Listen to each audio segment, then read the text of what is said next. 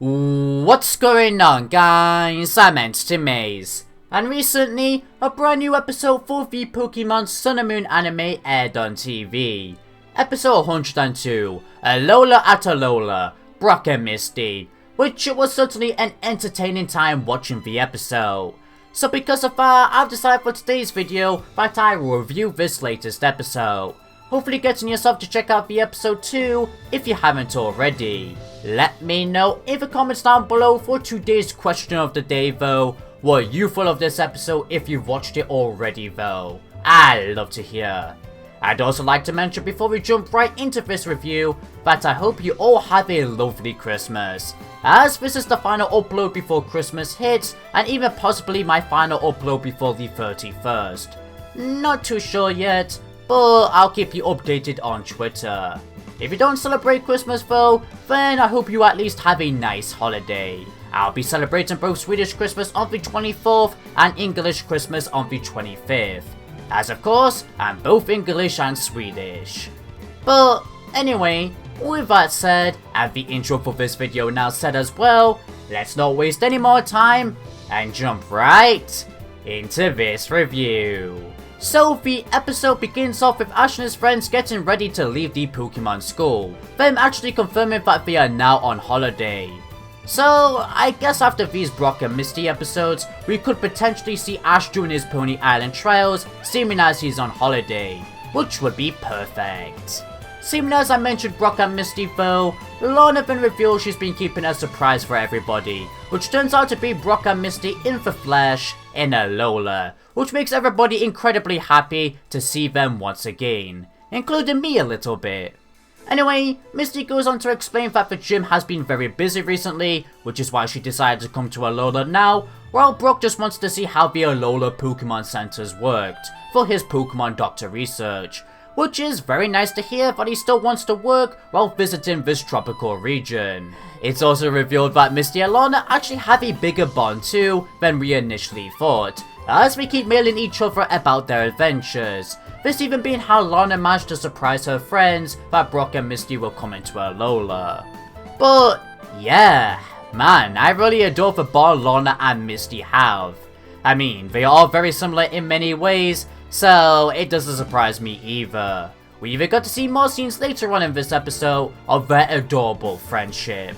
Like, words cannot describe how much I smiled over their bond. Very, very lovely. Moving on with the story though, Ash and his Alola friends once leaving school show the Pokemon Center for Brock, which is where he hilariously introduces himself to the Alola Nurse Joy and then even gets the chance to help her look after Pokemon, which is where he spends the entire episode actually, with just quick scenes at times showing us his progress helping Pokemon. Despite it being small scenes though, I found them pretty neat. Meanwhile, Ash and his Alola friends show Misty many places, such as the marketplace, the shop the girls love to go to so much, along with the comedic hustler scene, and then they go Mantine racing.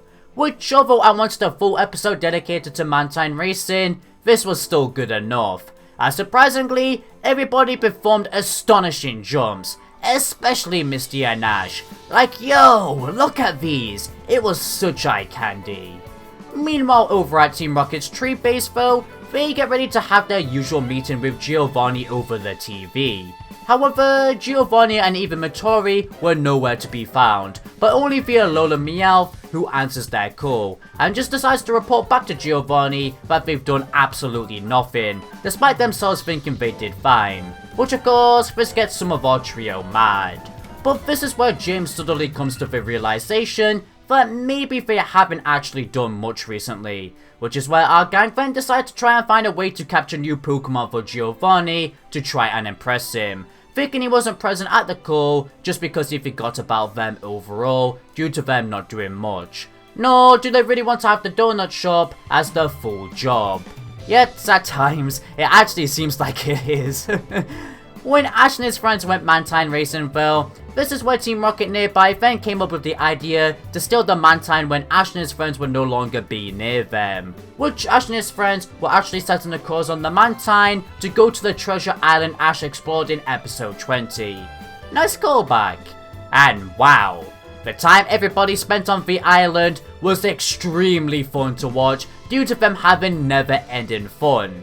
Like, it's hard for me to describe how much fun the entire scenes on that island screamed, because I just loved it that much. But I can at least also say regarding that island adventure, that Lily is cute. That was the final time for this year, ladies and gentlemen.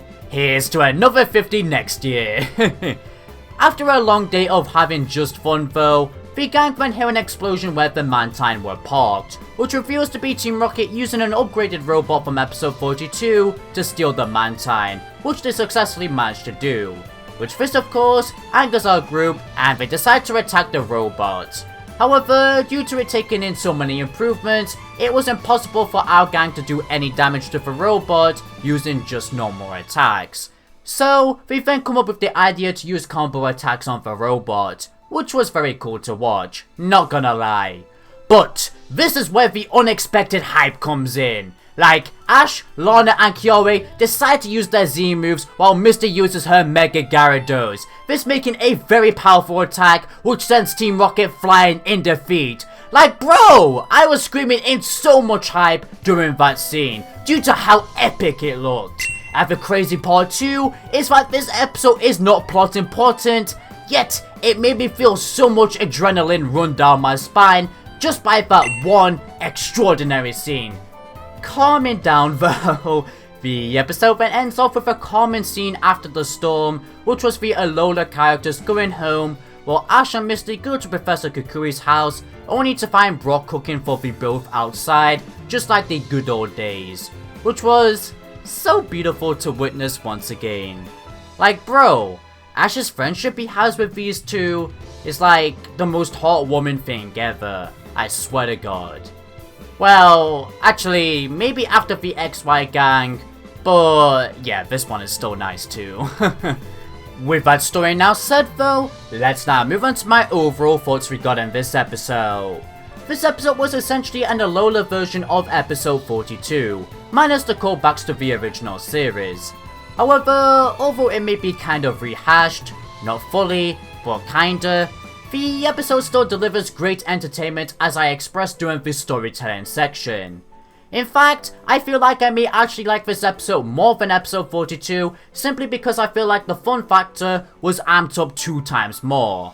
I mean, sure the callbacks and activities in episode 42 were nice, but at least in this episode, we got to see more activities than that episode, such as Mantine Racing, the Island Adventure, and the Alola characters bonding with Brock and Misty even more than ever before, which does the relationship between everybody even more justice. Like, yeah, it was just that great to me.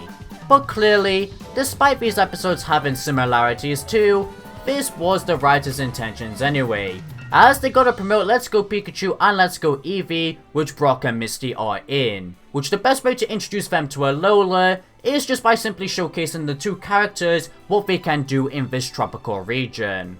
So everything is completely understandable to me.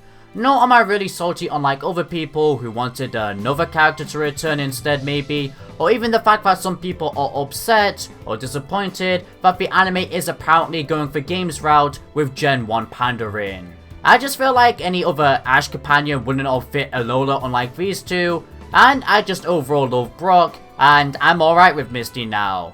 I thought for sure that once Let's Go got revealed, that everybody would 100% know that Brock and Misty would return again. I even said that in a couple of videos. And as for that Gen 1 pandering, I just don't care about that whatsoever. The only thing I care about is having fun watching every Pokemon episode, which this episode delivered my simple wish in a fantastic way. If you let expectations take over you, such as making yourself not be excited for this episode because it has counter references, then that's such a shame because you're looking over the good parts of this episode. In fact, remember when Lana caught Eevee and how everybody was mad? Well, most people overlooked the good parts of the overall episode, giving it a bad rating, which was honestly so disappointing to see.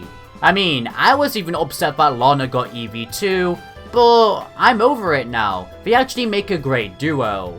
But I also at least made sure that I didn't overlook anything I particularly like. when it came to my review on that episode. So overall, what I'm trying to say here is that if you haven't watched this episode yet because you're upset or disappointed that Brock and Misty are back, then please try to go in watching the episode with an open mind, as it could generally make you like the episode. If not still, then that's of course okay, as we all have different opinions on episodes at the end of the day. As for this little statement, I was just showcasing you my perspective of watching Pokemon episodes, as I generally feel like it's the best way to do so. Just clear your mind from the previews and news you watched beforehand to make sure expectations don't take the best of you when watching the actual episode.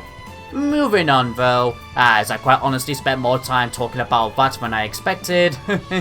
Yeah, just overall, despite this episode not being plot important, and kinda similar to other episodes, I still had a blast watching this episode. If I am to focus more on Brock and Misty in this episode too, I loved watching them, and even their new designs which I didn't mention earlier on. Brock looks cool in blue, as we usually see him in dark orange, brown and green, so blue is a nice change of pace. And Misty, wow, I never thought I'd ever say this ever, but Misty's looking cute. In fact, have you realized compared to the original series how Misty is so positive now as well? It's so lovely to see. As if I am to be fully honest, I disliked Misty shouting and almost being negative all the time in the original series. But now you can clearly see more than ever before how she mellowed her personality ever since the end of Johto and here in Sun and Moon. It's amazing development. And as for Brock, we got to see a little bit of him doing his doctor work in this episode, which although it may have been small scenes like I said, I still found them to be stunning, as I've always been interested in seeing what Brock is doing to work towards his Pokemon Doctor goal.